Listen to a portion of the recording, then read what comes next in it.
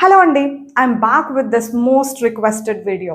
Should have, would have, could have, may have, might have, must have. ఏంటి ఇది స్టూడెంట్స్నే కాదు ట్రైనర్స్ని కూడా కన్ఫ్యూజ్ చేస్తుందంట. Let me just give you some clarity.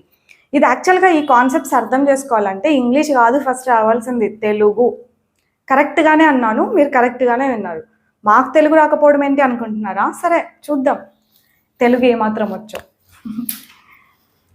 First అయితే should హ్యావ్తో start చేద్దామా, ఎందుకంటే ఇది ఈజీ, అందరికీ అర్థమైపోతుంది కదా. షుడ్ హ్యావ్, దీని తర్వాత V3 ఫామే ఉండాలి. ఓకే, మోడల్స్ తర్వాత హ్యావ్ వచ్చిందా పక్కన V3 ఉండి తీరాల్సిందే అనమాట.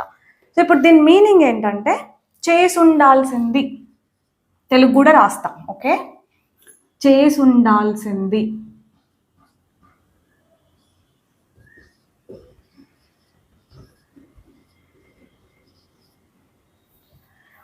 ఇది అందరికీ తెలిసింది. చాలా మందికి తెలియని ఇంకొక మీనింగ్ కూడా ఉంటుంది ఈ షుడ్ హ్యావ్ ప్లస్ V3. దీన్ని ఎక్స్పెక్టేషన్స్కి కూడా వాడతాం, పాస్ట్లో ఎక్స్పెక్టేషన్స్కి కూడా వాడతాం. But many people don't know this. ఇది చెప్తే ఈ ఉన్న క్లారిటీ కూడా పోతుంది. దీని గురించి మనం తర్వాత చెప్పుకుందాం. ఓకే, దీనిపైన కంప్లీట్ క్లారిటీ వచ్చిన తర్వాత మళ్ళీ ఆ ఎక్స్పెక్టేషన్స్ గురించి మాట్లాడుకుందాం. All right. So should have అంటే చేసి ఉండాల్సింది. మీరు పాస్ట్లో ఒక పని చేయలేదు, చేసి ఉండాల్సింది మీరు అట్లా అని రిగ్రెట్ ఫీల్ అయ్యేటప్పుడు మనం ఇది యూస్ చేస్తాం. అది చాలా మందికి తెలుసు. మీరు బాగా చదువుకోలేదు, చదివి ఉండాల్సింది బాగా. మీరు పార్టీకి అటెండ్ అవ్వలేదు, పార్టీకి అటెండ్ అయ్యి ఉండాల్సింది. మేమంతా బాగా ఎంజాయ్ చేసినాం, నువ్వు అటెండ్ అవ్వలా, అటెండ్ అయ్యి ఉండాల్సింది నువ్వు. అలా రిగ్రెట్ ఫీల్. తర్వాత వుడ్ హ్యావ్, వీటి తర్వాత కూడా V3నే వస్తుంది. దీని అర్థం చేసుండేదాన్ని, ఒకవేళ ఏదైనా జరిగి ఉంటే అలా దీన్ని తెలుగులో చేసుండేదాన్ని, చేసుండేవాడిని అట్లా వస్తుంది. సో నేను అమ్మాయిని కాబట్టి నేను చేసుండేదాన్ని అనే రాస్తా. చేసి ఉండేదాన్ని.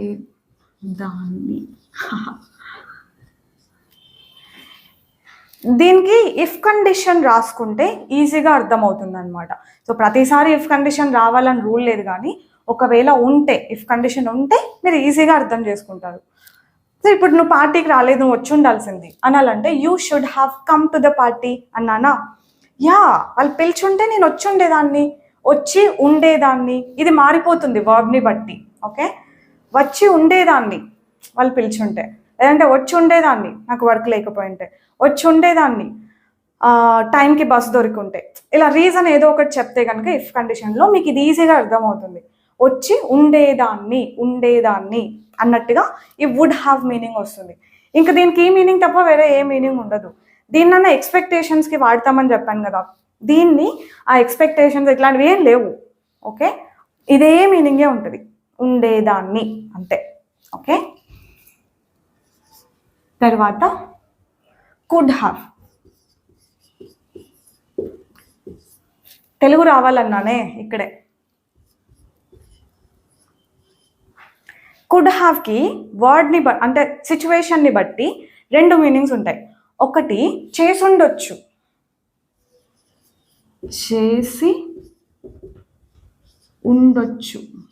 ఈ తెలుగు కరెక్టేనా? యా, చేసి ఉండొచ్చు. నేను ఫస్ట్ నుంచి తెలుగు మీడియమే, of course I write correctly. And ఇది ఒక మీనింగ్. ఇంకొకటి ఏంటంటే చేయగలిగి ఉండేదాన్ని, చేయగలిగి ఉండేదాన్ని. ఇలా రెండు మీనింగ్స్ ఉంటాయన్నమాట, చేసి ఉండొచ్చు లేదంటే చేయగలిగి ఉండేదాన్ని. ఇది మీరు క్లియర్గా అర్థం చేసుకోవాలి.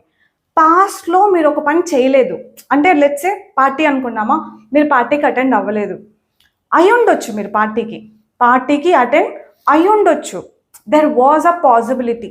వి use it to talk about past possibility. So you had the possibility to attend the wedding or party, but you did not.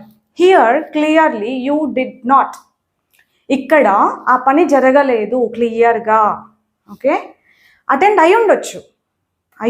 You could have attended the wedding. కానీ ఏమైంది, మీరు అటెండ్ అవ్వాల, ఏదో వేరే మీటింగ్ ఉందనో లేదంటే వేరే ఏదైనా రీజన్ అయి ఉండొచ్చు, మీరు అటెండ్ అవ్వలేదు. నేను ఏమంటున్నా, యూ కుడ్ హ్యావ్ అటెండ్ అయి ఉండొచ్చు, but you did not. Clearly you did not. ఏ మీనింగ్తో ఎట్లా అంటే, ఒకవేళ నాకు మీటింగ్ లేకపోయి ఉంటే నేను అటెండ్ అవ్వగలిగి ఉండేదాన్ని. ఈ మీనింగ్తో కూడా చెప్పొచ్చు. If I hadn't had the meeting, I could have attended.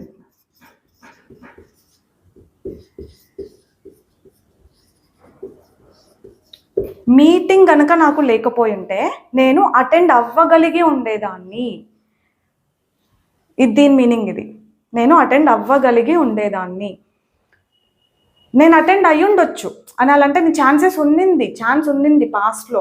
I could have attend అయ్యి ఉండొచ్చు, బట్ అయ్యానా, లేదు. అంతే, అది ఒక sentence. I could have attended, but I don't know why I couldn't make it. I did not want to come at the end. ఆ reason ఇంకా తర్వాత ఏమన్నా చెప్పొచ్చు. ఓకేనా? ఇంకొక ఎగ్జాంపుల్ చెప్పనా దీనికి. మీ దగ్గర డబ్బులు ఉన్నాయి, లాస్ట్ ఇయర్ లాస్ట్ మంత్ ఏదో పాస్ట్లో డబ్బులు ఉన్నాయి. నేను మిమ్మల్ని అడిగాను, నాకు డబ్బు అవసరం అయ్యి, మీరు ఇవ్వలా, క్లియర్గా ఇవ్వలా. నేను ఇప్పుడు అంటా అనమాట, వేరే వాళ్ళతో అంటా, యాక్చువల్గా నేను తనని అడిగాను డబ్బులు ఇవ్వమని, but he could have helped me, but he did not. ఇక్కడ వాళ్ళతో చెప్తున్నాను నేను మీ గురించి. హీ కుడ్ హ్యావ్ గివెన్, అతను ఇచ్చి ఉండొచ్చు. ఎందుకు? ఛాన్స్ ఉన్నింది, మీ దగ్గర డబ్బులు ఉన్నాయి, నేను అడిగా, బట్ యూ డిడ్ నాట్, మీరు ఇవ్వలేదు. ఇచ్చి ఉండొచ్చు. ఇచ్చారా?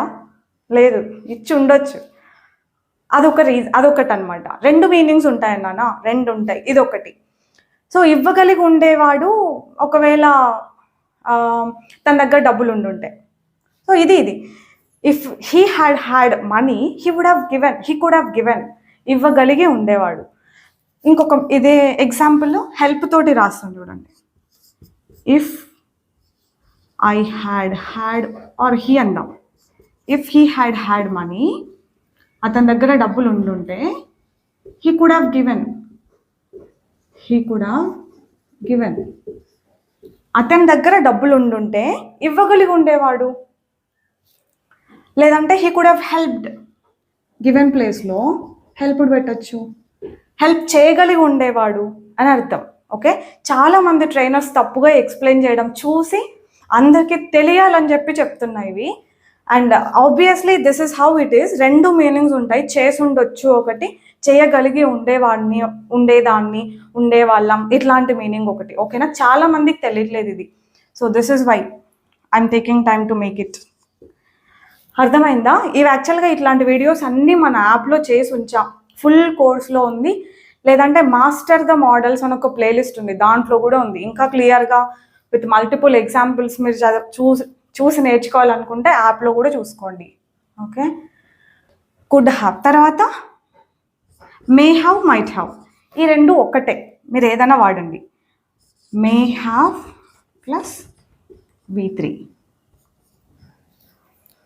ఇక్కడ దీని అర్థం ఏంటంటే పాస్ట్కి సంబంధించిన గెస్ అనమాట. గెస్ లాగా ఒక ఎగ్జాంపుల్ చెప్తా. నా దగ్గర కొంత డబ్బు ఉంది, అది ఇక్కడ పెట్టేసి వెళ్ళాను, ఎక్కడ పోదులే అని చెప్పి బయటికి వెళ్ళి వచ్చి చూసే లోపు లేదు.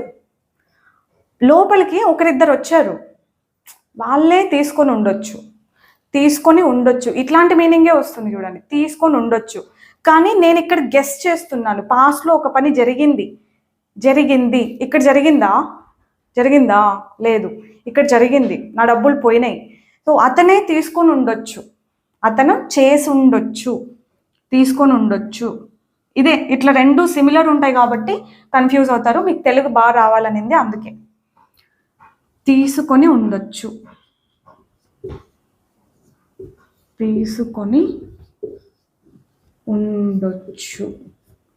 ఇక్కడ తీసుకొని ఉండొచ్చు, వెళ్ళుండొచ్చు, చూసుండొచ్చు. ఓకే, ఇలాంటివన్నీ వస్తాయన్నమాట. He might have taken my money. అతనే తీసుకుని ఉండొచ్చు, కానీ తీసుకున్నాడా లేదా అనేది నాకు తెలీదు, 100% తెలీదు.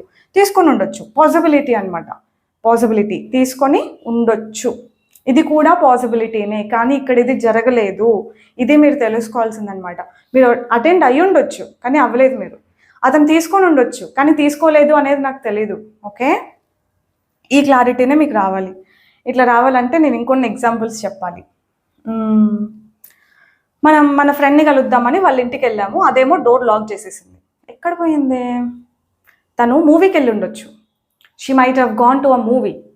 వెళ్ళింది అక్కడ కనపడుతోంది కదా, so she might have gone to a మూవీకి వెళ్ళుండొచ్చు. ఇక్కడ వస్తుంది దీంతో ఇట్లా. ఆ సిచ్యువేషన్లో కుడ్ హ్యావ్ అనొచ్చా?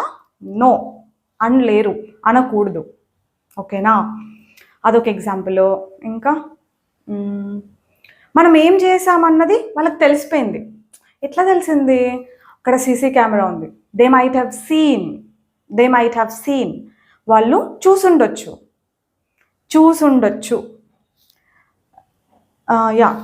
ఇక్కడ వర్బ్స్ని బట్టి ఇక్కడ మీనింగ్ మారిపోతుంది అనమాట. తీసుకుని ఉండొచ్చు, చూసుండొచ్చు, వెళ్ళుండొచ్చు. ఇది పాసిబిలిటీ, పాస్ట్కి సంబంధించింది. ఇక్కడ మే హ్యావ్ అనండి, ఇంకా మైట్ హ్యావ్ కూడా అనండి, ఎనీథింగ్ ఈజ్ ఓకే. ఇంకా must have easy. Must have ఎలా అంటే సేమ్ ఇలానే మే హ్యావ్ మైట్ హ్యావ్ లాగానే, కానీ ఇది స్ట్రాంగ్ అనమాట. స్ట్రాంగ్ అజంప్షన్, ఒక strong guess. He must have scene, he must have taken, she must have gone to a movie అంటే ఐఎమ్ ఆల్మోస్ట్ ష్యూర్, 99% ష్యూర్ అనమాట. ఇక్కడ నాకు అంత బాగా తెలీదు, జస్ట్ గెస్ చేస్తున్నా. ఇక్కడ ఒక స్ట్రాంగ్ గెస్ని నేను ఎక్స్ప్రెస్ చేస్తున్నాను అనమాట. Must have. So must have ఈజీనే. ఈ మే హ్యావ్ మైట్ హ్యావ్ అర్థం చేసుకుంటే మస్ట్ హ్యావ్ ఈజీగానే వచ్చేస్తుంది. సో మనం ఆ పని చేసామని వాళ్ళకి అంత కరెక్ట్గా ఎట్లా తెలిసింది? He must have seen through the CC camera. He must have seen, చూసుంటాడు. ష్యూర్, ఐఎమ్ ఆల్మోస్ట్ ష్యూర్, చూసుంటాడు, ఆల్మోస్ట్ ష్యూర్. ఓకే, నా ల్యాప్టాప్ ఓపెన్లో ఉంది. సో పాస్వర్డ్ ఎవరికి తెలియదే, గౌతమ్కి ఒకటే తెలుసు. He must have open it. గౌతమే ఓపెన్ చేసుంటాడు. సో ఐఎమ్ ఆల్మోస్ట్ ష్యూర్, చాలా స్ట్రాంగ్గా చెప్తున్నా. He must have opened it, V3నే ఓపెన్డ్ ఇట్. ఓకేనా, వచ్చిందా క్లారిటీ? మీకు ఎంత ఎక్కువ ఎగ్జాంపుల్స్తో ట్రై చేస్తే అంత బాగా అర్థమవుతుంది. సో నేను కొంచెం తెలుగులో క్లారిటీ ఇద్దామని చెప్పి ఈ వీడియో చేస్తున్నా.